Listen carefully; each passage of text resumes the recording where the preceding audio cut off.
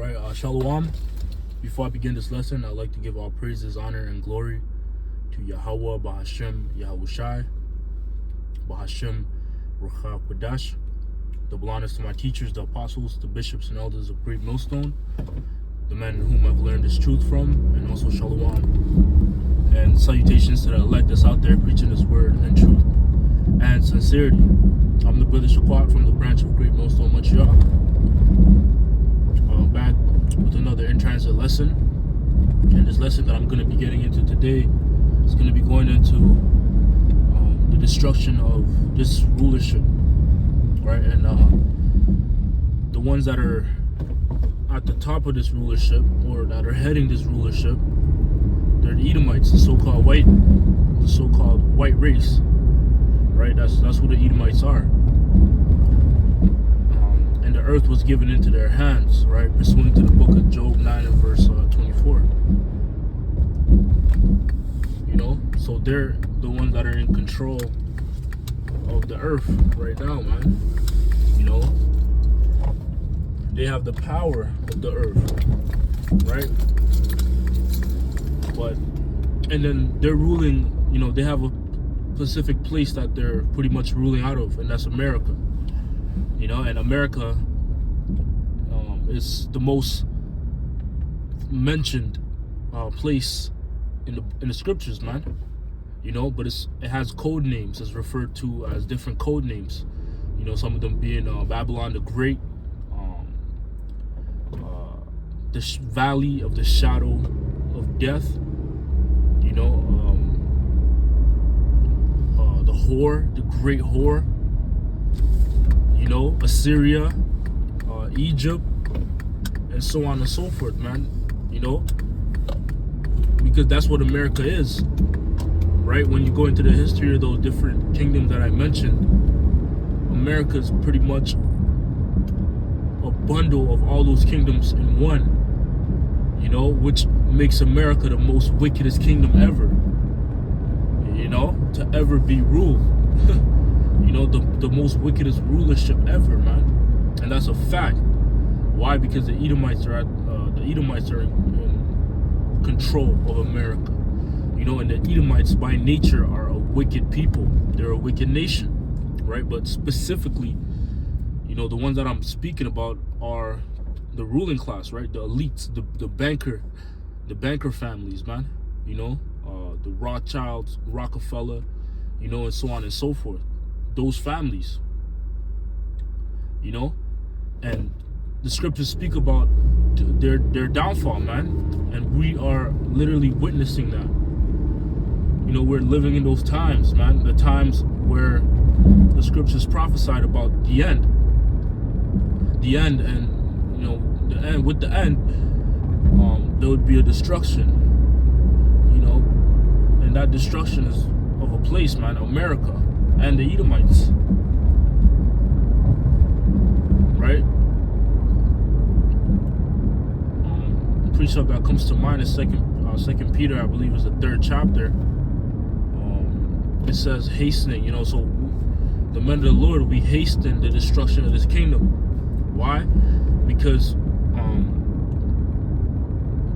with the destruction of this current kingdom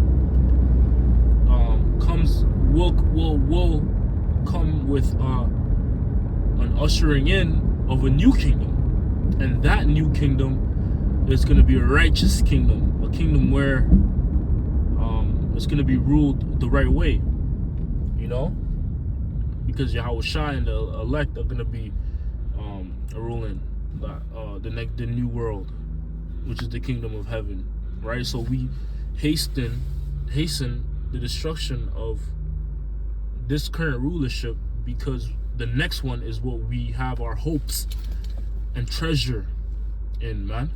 You know, that's why the scriptures speak about don't pretty much make your treasure here on earth, man.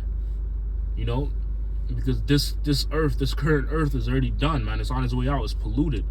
You know, so if you're a man of the Lord, you're wasting your time investing in this place. You know, because whatever you invest in is ultimately going to come to naught, you know, because this kingdom is going to be destroyed. This world is going to change, you know? So it's best for you to invest in the next world to come, because you've been given the opportunity. You know, and that's what the men of the Lord have. They've been given the opportunity to make a serious investment, man, on the next world. You know, they've been made privy, for lack of better words, and not everybody's made privy to a good stock exchange, to where you can put your money into. You know, and that's what the scriptures say, right? Invest, put your money in heaven, man. Put your money with the Heavenly Father. Build up, invest in the Heavenly Father and His words. You know, and you invest by your time, you know, your focus. That's how you invest, man. That's how you buy into it, right?